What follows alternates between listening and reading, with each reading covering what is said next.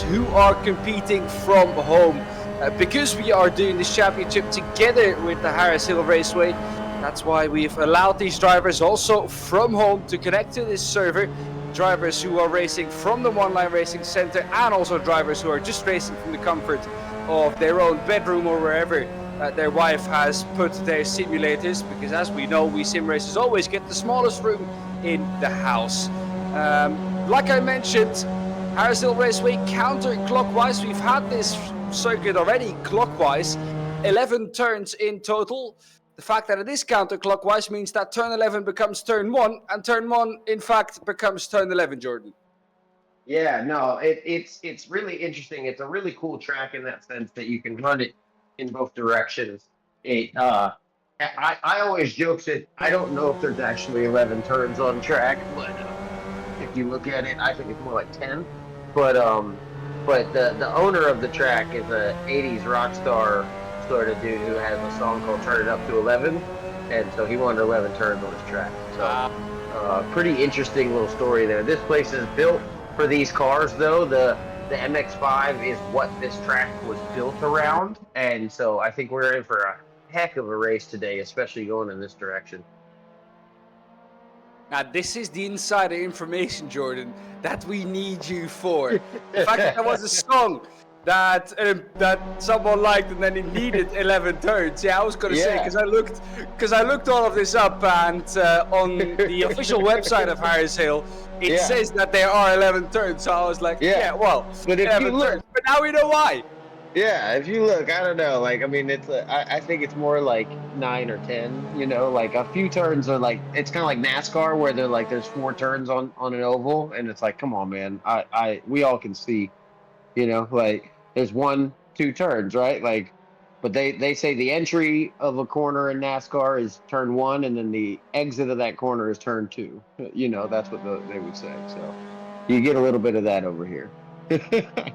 Hey, I'm used to it from American tracks. The fact that you have corners that are named corner 2A, corner 2B, and in some cases even corner 2C. I worked at Sonoma for a long time, and like we had 3A, 3B. You know, it was pretty wild. Like, it's funny how they number or like, because in like England and places like that, right? You get names for all the corners, right? Like, you know, or at Spa, places like that, everything's got a name, not a number. You know? So we keep it simple here in America, you know. Yeah, they have in total 5 of the 11 corners on the Harris Hill Raceway have got corners. Today it's turn 2. It's the hairpin, then it's dam turn. That is turn 4 for today. Turn 5 is Mustang. Oh boy, do we love a good Mustang corner. We've seen in that corner in the clockwise version that it tightens up on you on the exit quite a lot. We'll have a tighter entry with a bit of a wider exit. That allows for some great racing, Jordan. You know that yourself. Then turn 8 for tonight is Santa Rita. Oh my God, these names, they're lovely. And then of course, turn 2, Carmen's Corner, or for tonight, indeed, that is turn 10, Carmen's Corner. I'm looking forward to it. Let's have a look then at how we're looking in qualifying. Let's address the elephant in the room, and that is the fact that Donnie Bouts, one of our staff members up at the One Line Racing Center, is racing today. And you can see, while we are not letting him race usually, he has an advantage over everyone else. Yeah, he's got a little bit of insider knowledge, as it seems. I spent a few years running go-kart tracks back in the day. I'm going to date myself a little bit, but back in the early 2000s. And this is typical. When you get a guy who's worked at a place for this long, he loves the stuff. He's around it 24/7. He knows the equipment extremely well. These guys are hard to beat. I remember when I first started karting, I actually made it a point to go kind of be around the local kart track workers and hang out with them and try to pick up what they were putting down, because those guys it didn't matter who showed up, they were pretty much unbeatable. So Donnie's putting on a bit of a show right now. He's almost a second up the road from anybody else in quality. Well, most crucially for him, he's about 1.1 seconds up the road of our championship leader, Jake Spiral. I think that in itself is already impressive. Taking a quick look at the championship, though, it is quite close, especially at the top. Jake Spiral and Adam West, 3 points between. They go for a little bit rally crossing. I dig it. Yeah, I was just looking at the championship standings there, so I couldn't see that. Oh, it's all kicking off in qualifying. Guys pushing hard. This track is small, but very, very flowing and fast. You got to work hard and be fairly technically sound to keep it going. There's John Moeller still fighting. P7 right now, not bad. He's a local to the track, so I would love to see him up in the top 5 at the end of this quali session. We'll see if he can do it. Yeah, that's something I know from the last times we qualify or we commentated together. You've inside information about almost all of these drivers. Who do you think at this track is going to excel? Who do you think could do really, really well here today?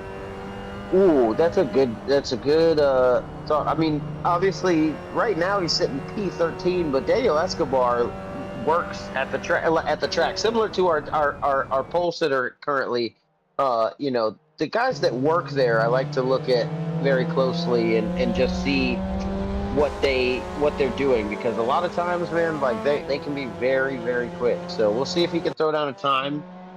Sometimes he's working so much that he doesn't get a lot of time to practice though too. So we could be in for a bit of a uphill battle if he doesn't get it together in the last minute and a half. Okay, long shot here, but do you know what these guys are doing if they're working at Harris Hill? Are they mowing the lawn? Are they doing track day registration? What do they do? So there's only a couple guys that work there. Daniel's one of the lucky few, and he does everything from what I understand. Like he's mowing the lawn, he's out doing cones, setting up flags, making sure if somebody needs to be towed off, he'll go help get them. He's track marshal. And then he's part of several local race teams in the sense of like when they do like champ car endurance races or 24 hours of lemons and things like that. 'Cause they host all types of cool racing at Harris Hill as well. So yeah, he's a bit of a all-arounder, and it's a heck of a job to have. I think most guys would find it to be a bit of a dream job, even if it is working out in the hot Texas sun sometimes, You sparked my interest. 24 hour of lemons. How many cars are taking part? Because let's be honest, this isn't the Le Mans circuit. So 50 cars as we have contact in qualifying and more contact. Big checkup. Well, you see a lot of that in 24 hours of lemons. First off, and yeah, like we got somebody way off in the grass, which is not unheard of there. That it is very true to life what you're seeing here in terms of the look of the place. There's nothing to hit but a lot of grass to fly through. Poor Escobar mowing the lawn, seeing all of his work come undone. Gosh, jeez, but yeah, no. Lemons normally, I think they would see probably up to 50 cars on track, which is absolutely crazy. Like the track's not that big, so I think it's been pretty interesting to see that. Champ car is a little less, I think more like 30 cars, but man, Donnie is way out front, almost a second ahead of P2. Yeah, I think these guys are looking good. I think you guys at home can now see why during community cups, for example, the community decides to not let Donnie race. Right? But of course now he can. And well, once we've given him the green flag, I mean, this is what this man can do. This is why people are scared of him. A Verstappen type of show so far. So I'm very curious to see how the race goes after a heck of a qualifying. All right, let's look through the grid then real quick. It's Donnie who has qualified himself on the pole position ahead of, well, we can say almost another One Line Racing Center veteran. It's Anthony Wen who is in second. Then it's Ryan in third, Anderson in fourth, AJ Masek, for example, he's in P5. All guys that are very well known with the One Line Racing Center, doing community cups and all sorts of events that we host. So They they're know the not new to equipment. this They equipment know the either. stuff. Yeah, they're on it. Like this should be a good fight at the front. It looks like they're pretty tight too. I mean, looking from P1 all the way down to P7, P8, second and a half. You know, not much in it. It should be very interesting at the start. Here we're looking at, we've highlighted him, Matt Haynes. If we, Yeah, Matt Haynes oh, sitting you sound like you know P11. something.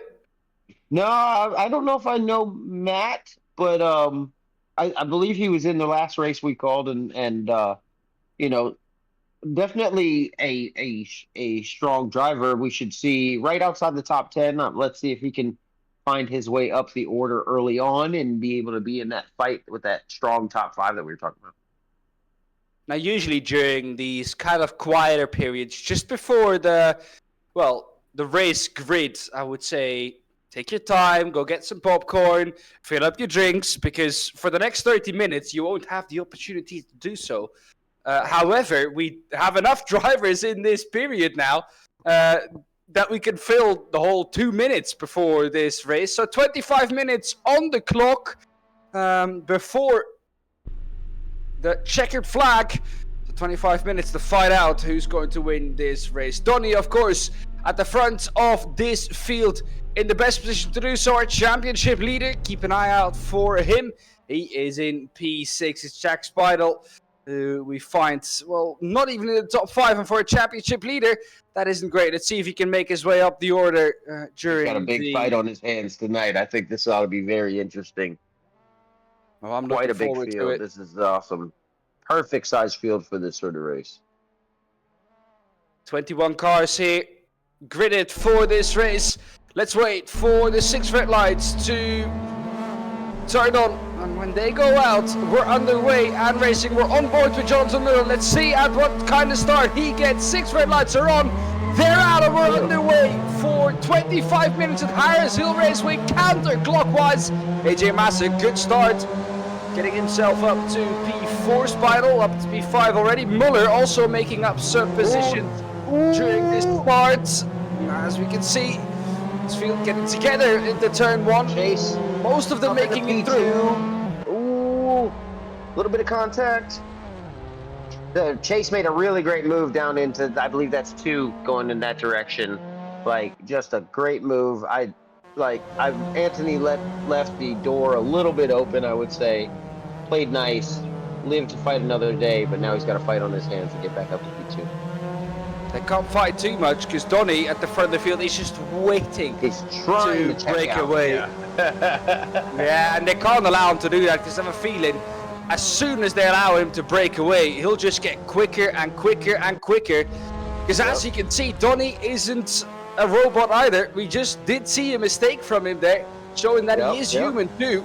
Matthew Ben had an off moment. Anthony Wen, who's had a little wide moment. Yeah, that's coming out of Santa Rita, I think. This is just before turn 9 and 10. Let's see if they can keep the pressure on Donnie to make him make another mistake like that. Chase is close. Ooh, a little bit of grass. Oof. Anthony living dangerous. I love to see the pushing, though. Trying to get there. Yeah, he's trying to get back up to Chase Anderson and to Donny Bouch, obviously. Those two keeping closer to each other. Anthony Wen dropping back a little bit. Gap is just over 1 second to the top 2. Oh, big contact in the 2. Who is that between? It looks to be Jerryman and Cardenas. Well, 2 have sorted it out, back on track. Yes, but losing multiple positions in doing so. Jack Speidel, who we're looking at right now, P5, has made up a position during the start. Slowly but surely trying to make his way forward. No man overboard here has another 22.5 minutes to try and make up positions. And it looks like he's just going to get quicker and quicker throughout the evening. Yeah. I'm curious to see this, though. Right now, our top 5 championship contenders, of them, only one, Chase Anderson, who's sitting P4 in the championship, is up in the mix for real. It looks like Chase has dropped down the order, so now Chase is down there too. Don't know what happened there, but he was up to P2 at one point. Now he's down to P5. So Jake Spittle up to P4. So those two are our two highest championship contenders right now, and they're outside the top 3, which is interesting. So curious to see how that pans out. They're racing each other into 2. Woo. There we go. There we go. Anderson, this is for 4th place. Chase Anderson, who's got to go the long way around. That'll give him the inside for the long sweeper. Oh, nice. That turn. He's got plenty of grip to the inside there. Yeah, seems to be the favorable line there, the inside. These guys need to be smart, not fight each other too much, and instead really work together to push back up to those top 2, or else they're going to check out. But Adam West, at the moment, of course, P2 in the championship, obviously, before this round. Yeah. I can't see him in the timing tower on the left. So he's going to lose massive points regarding the championship between him and Jake Spidle. Daniel Escobar is our next contender. That's the driver in P3 in the championship. He's only P10. So, yeah, like you mentioned, championship contenders not having the best time. Chase Anderson, though, he's fighting Spidle, of course, for P4 in the race at the moment, and he's P4 in the championship. So he could use some points gain over the championship leader, who he's fending off at the moment. Bright green car, though, for Jake Spidle, making it nice and easy for us to spot him. So big thank you already to him for doing that. He's running number 60 for tonight. We're on board with him here today. AJ Masick right up ahead of Chase Anderson, who we're looking at. Chase Anderson, like I said, could use a point swing in the championship towards Jake Spidle. And he, of course, needs to beat him to do so. AJ Masick has been very quietly creeping his way up into this top 3 position, and I'm curious to see if he can keep putting it down to catch up to those top 2 guys. Before this evening, AJ Masick, 13 points, didn't start the first and the 3rd round of the championship, of course. 4th round of the championship, this one, so the only race that he started, and well, I think he's on 13 points already. Was in 8th place in the 2nd round of the championship. So AJ Masick hasn't been here often. However, there's 4 rounds that you can drop of the total of 12 that we're doing. So at the moment, he would be dropping his 2 did not starts. So that means that 2 of the results that he'll be dropping will be 0 scores. So he'll be a little further down until we've worked out what the scores are like with the 4 worst scores dropped. Chase Anderson driving the car hard, driving it in hard.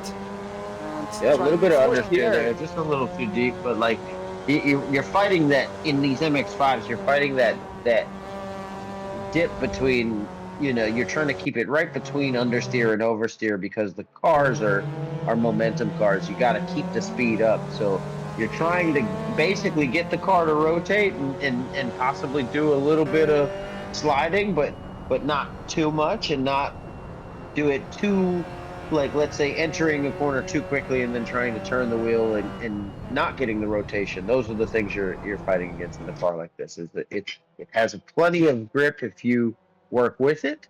But then you see, like that, if you don't work with it, you end up losing a lot of time. Yeah, I think that was Andrew Berrien who found out the hard way that if you understand these cars, you can go south really, really quickly. Oh yeah, oh yeah. I do think though that this car, it has a very, from my experience, it has a very neutral balance. It doesn't really oversteer, neither does it understeer really. It's really the driver who characterizes with his driving style what the car is going to do. So you can induce understeer, you can induce oversteer, and that's why I think this car is such a great car to learn. To learn and develop your skills in, because you are really making the car do whatever you want it to do.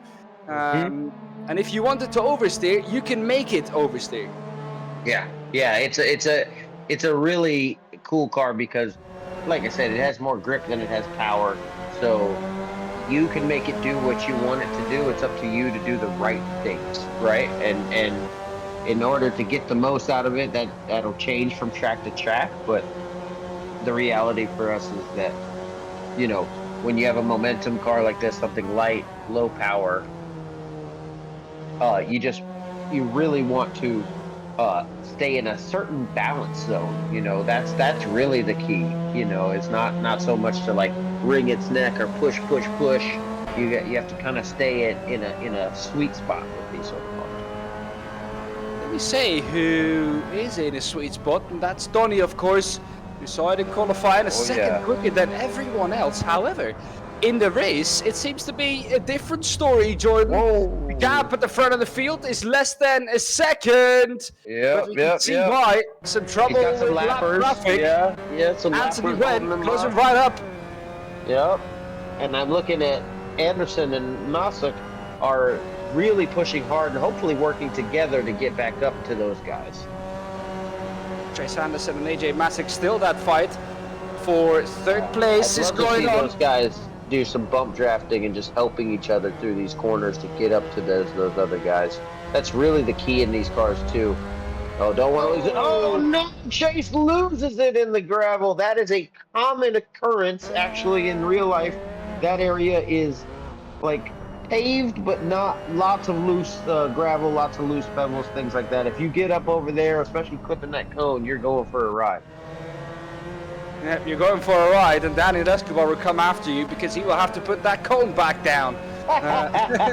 Matt Hayes we're looking at. He is behind Cardenas, and who in turn himself is behind Rogers. This is the battle for 11th on the road. 3 drivers involved in that, and behind that, well, nice. We could see Rogers get involved in that too. It's by the way, Wertchan who is in 11th. That's Roger who's trying to close up that gap of what is just over a second, Luis Rogers. Here up ahead, you can see the fight for P11. You can smell the fight for P11. He just needs to get there. Just get there. In a little deep there. Oh, careful. Oh my goodness. Way to hold on to it. Pushing a little too hard. Like I said, the tendency in these cars sometimes is when you're trying to catch someone, especially, is to push too hard on entry. You get a lot of understeer out of the car, and then it's tough to get the car to not then snap back because you put so much wheel in and you've stayed with it. So the key here is to actually still brake early-ish to get the car to rotate and then drive it out.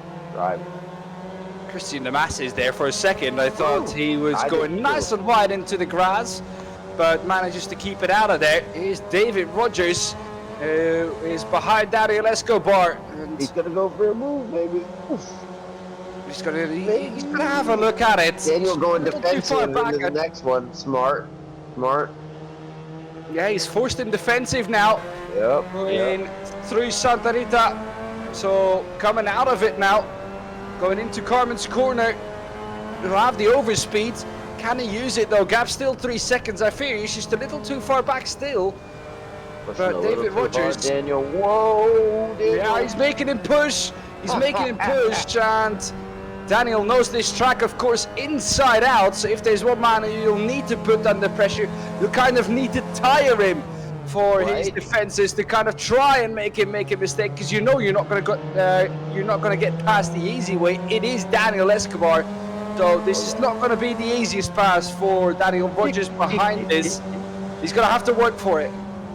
Oh yeah, he's looking, he's filling Daniel's mirrors, trying to do all the right things to make Daniel think about him so that there is an opportunity in a move. That's really the key, especially when you're going against someone who has a lot of track knowledge and a lot of experience. You basically want to try and make them feel like you're willing to do anything in order to try and get by, so that they have to commit to certain defensive or offensive moves. Now you are, of course, the professional racing driver. Just almost goes round. Great. We got another person coming in off the grass. Who else went off? I can't quite see neither. Can I see someone red in the timing tower on the left? Andrew Berrien is sending it round the right hand there. I think the tires are going away. To get past. Yeah, we see a lot of drivers struggle at this point in the race. Maybe some overheating problems. Drivers sliding these tires just a little too much. We're John just Moeller over up to halfway. P4. Oh Jake no, championship Spittle leader! off the Championship road. leader off the road. And Down to to 10th. Oh, P9. Oh my gosh. This could have massive complications in the championship fight. Look at what that does to AJ Masek, to someone like Chase Anderson. This allows them to get much, much closer. Daniel Escobar third in the championship. Quietly up to 6th all of a sudden. Exactly. Man, look at that. Moses has split the seat right in front of him, and he's just stayed out of all the trouble. Christian Masses is right behind him too. We see he stayed out of all of the trouble, but there's Daniel Escobar making a mistake of his own and allows Christian Masses to get up into P6. Yeah, drivers are struggling. We're getting into the part of the race where concentration starts to fade away. Tires are starting to struggle. Drivers in general, it's becoming a lot more difficult to drive these average fights. Oh, Daniel's going to come out with it. He's going to have to go defensive into Carmen's corner. Going to have the inside, though. He's going to have the favorable line. Slow it down sooner. Slow it down. There you go. Yep. Christian Masses will look for the cutback. Just a little too far back to make that work, though. Good repass from Escobar. Man. We've got some great racing going on here. Looks like Werchan right behind Spittle trying to make moves as well. All over him, trying to make him pay. Whoa. These drivers should get familiar with this circuit sooner rather than later. This isn't the last time we'll be at this variation nor at this track this season. I think we'll run it about 2 more times in the 12 rounds that we have. Yes, indeed, we'll run the clockwise version 3 more times and the counterclockwise version 2 more times. Apart from that, we'll run VIR, Laguna Seca, and Road Atlanta in the championship. So these drivers should get to grips with this circuit sooner rather than later, because the longer you'll take to get to grips with it, of course the time's there, but the longer you'll take, the more other drivers will capitalize on you struggling at the circuit. Since we're coming back so often, you better be friends with the circuit. Yeah, it's one of those deals where there's a reason why they're partners with One Line to do the series. We're going to run it a few times. It's a good circuit, as you guys can see. It is providing a lot of great racing right now. We've got some really, really good fights going on all over track, and we just saw Chase Anderson move up to P4 from P5. There's a good battle going on between him and John Moeller. Daniel Escobar still fighting to hold on to that P6. And it looks like Werchan behind Spittle still fighting to make that happen. Werchan gets by him, looks like. Yeah, this is the battle we're looking at, Arthur. Something wrong with Jake Spittle? No, I think it's rather with Arthur. Okay. Yeah, I think it was rather with Arthur. Hey, lime green cars. My bad. Yeah, I think it was a lap car that was getting out of the way. But yeah, lap cars have played a little bit of a role here. In this race we started earlier on with Donny and Anthony Wen, who are still nose to tail, almost 3 seconds only. But AJ Masek getting, secretly creeping slowly but surely a little closer to under the 10 minutes. They still got some time, but we're under 10 minutes, so the urgency should start to click in for any driver out there. Getting positions right now is the goal, the key. What I think, though, that you have to watch out for in these cars on this track, as soon as you have to start pushing, Arthur Werchan puts an opposite lock on, sends it down the inside of Jake Spittle, catches him napping. What a move from Arthur Werchan, and that for me already might be the move of this season. What a sense! Amazing. That was like full drift, dude. Like almost reverse entry. Jeez, like locked that up. Was proper Ken Block style.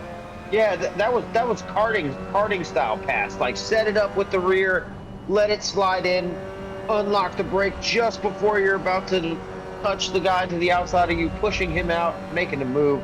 Jake Spittle's going to fight back, though. He's a championship leader for a reason. He's not going to let that go. He's going to try and get back into this top 10 fight. If we were on an oval, we would have called that a slide job. Oh, yeah. That's where you get up under him and then use him as a cushion, you know? There we go. Well, Spittle will try to get back at him, but Arthur Wedge has proven a difficult driver to pass here. And even if you pass him, you never know what he's sending down your inside. Yeah. He is brave. We know that. That was an amazing pass. Wow. He's had a great race so far, too. We can't forget to mention that. It's up into P5. Yeah, what a heck of a race. Great showing. Back of Anderson only, so I don't think P4 is out of the cards either here. There we go. He's fighting his way up. He's fighting his way up. You got it's the battle for P6, Daniel Escobar. And the masses behind him, still these two going at it. And Escobar allowing the masses now the room on the inside. Great switch from not our producer Donny this time, but actually one of the main guys over at the One Line Racing Center, Mike, who's on the cameras here today. It's I have to say it's great working with Mike. You don't usually see Mike in these kind of positions. He's usually the guy who overlooks most of the things, but it's great to see Mike venture into the world that Donny is usually doing, and he's doing a great job. We'll have to give it to him. He's doing a great job on the cameras and on the broadcast here today. So big ups to Mike. Easy bunch to keep up with, racers or talkers. So yeah, great job, Mike. Oh, I can tell you, commentators were usually the worst to keep up with. People in the TV compound despise us on racing weekends. Oh yeah. Oh, they talk too much. They talk way too quick. We can't follow. No, all jokes aside. Back Christian to the racing. is fighting hard to keep Daniel honest right now. Daniel Escobar trying to rip the Harris Hill crew proudly and keep his position in the championship, fighting off Christian Damascus. Ooh, here it comes though. And we can't forget there are opportunities with the championship leader down in 11th. There are opportunities here to climb massive. And AJ Masek, it's Chase Anderson, Muller, they're Escobar. all going to benefit, yeah. These are all drivers that are looking to benefit from what is quite an off day from a championship leader here. Yeah, Christian Damascus though missing out, not being in this grid with Jake having a rough day. I mean, you know, it happens to all the best of us. Like I said, Jake's a championship leader for a reason.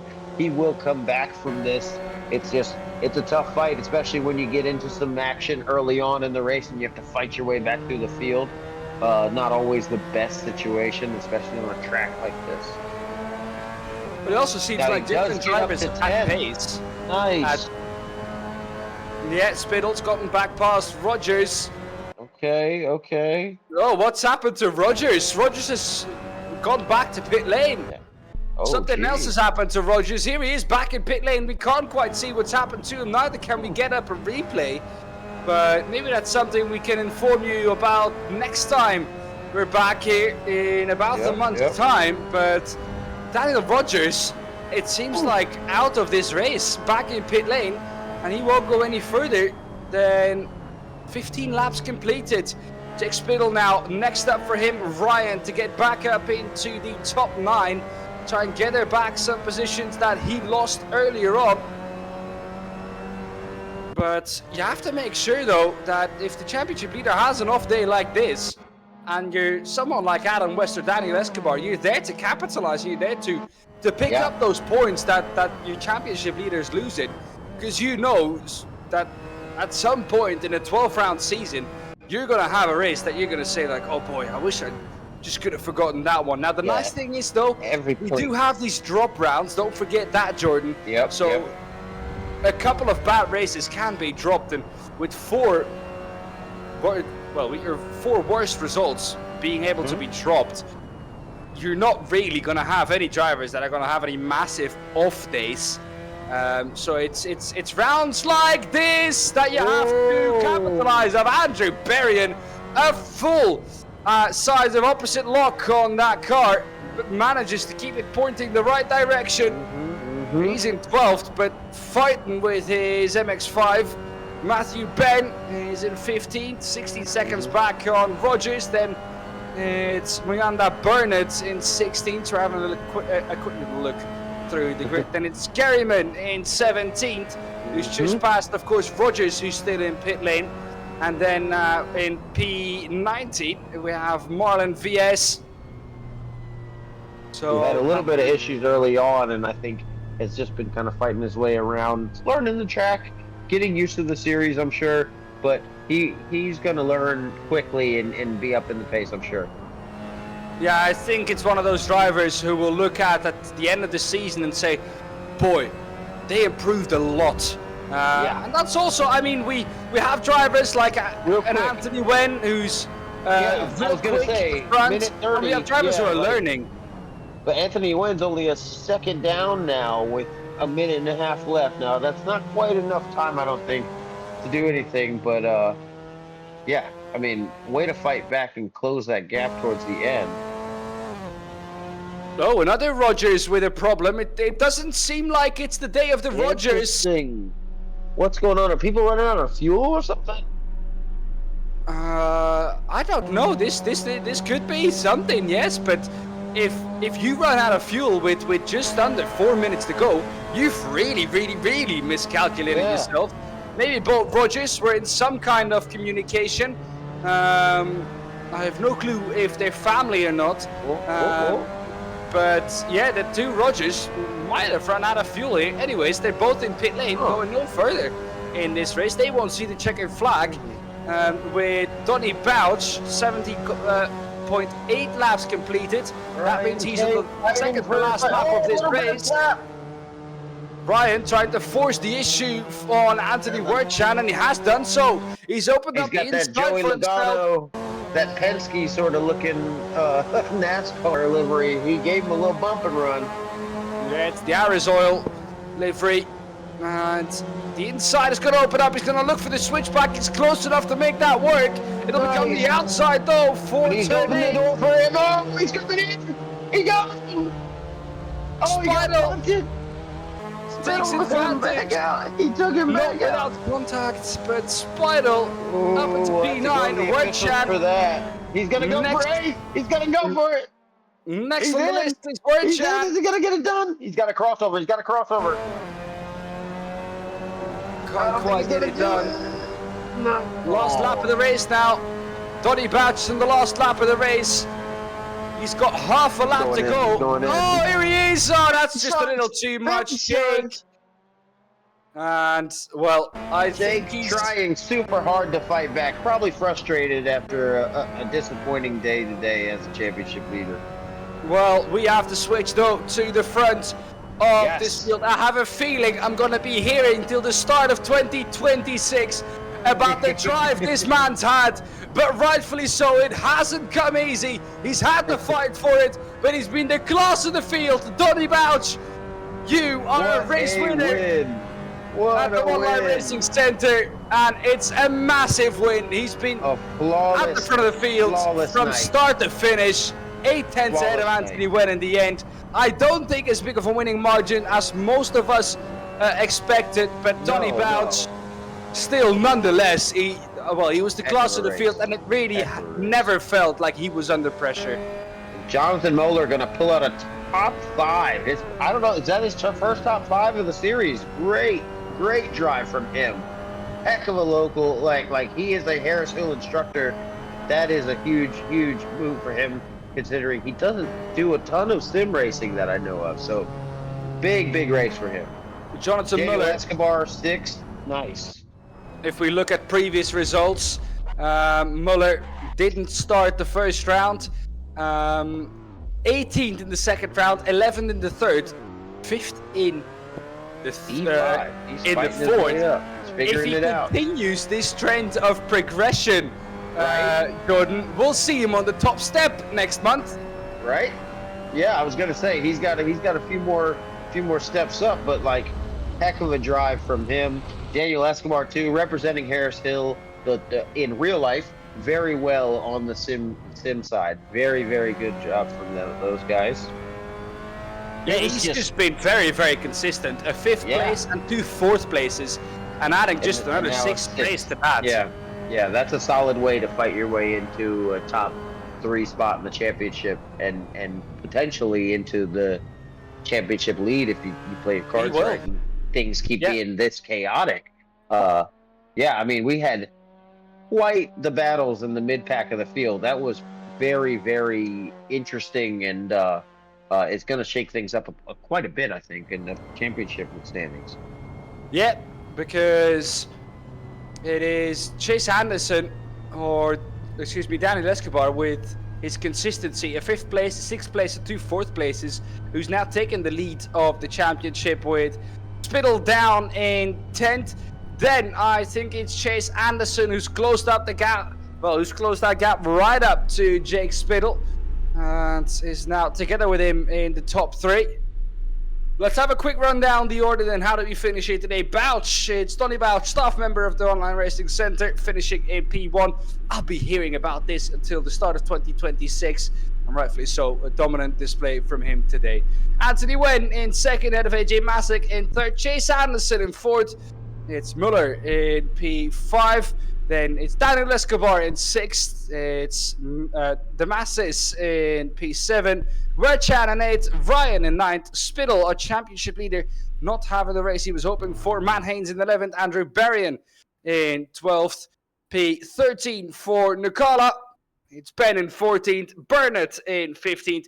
Garryman in 16th. The 2 Rogers in 17th and 18th. They didn't make it to the checkered flag. It's one of the Rogers who DNF'd, and the other that was in the pit lane 1 lap down of his competitors. But that's the grids of how we finished here today. Jordan, it's once again been a crazy race. Your favorite highlight of this race before we end it? Gotta be Werchan's kamikaze, full send into, what is that, Carmen's corner? What a move. Probably the move of the season so far for me. I couldn't agree more. Well, this has been it then, once again, from the Online Racing Center and the Harris Hill Raceway. What an amazing race we've seen once again. And Tony Bouch taking home the victory.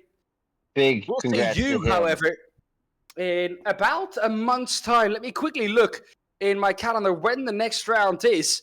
So next round is on the 14th of May, when we are back to go around Laguna Seca. Oh boy, and you don't want to miss that. Let me tell you that. These cars around Laguna Seca, well, it's going to be a blast. So we'll see you back here at the Online Racing Center together with Harris Hill Raceway on the 14th of May. Until then, though, Jordan, thank you very much for being alongside me. I'll see you back then. For now, though. Thank you guys for having me. This was a great race. Goodbye.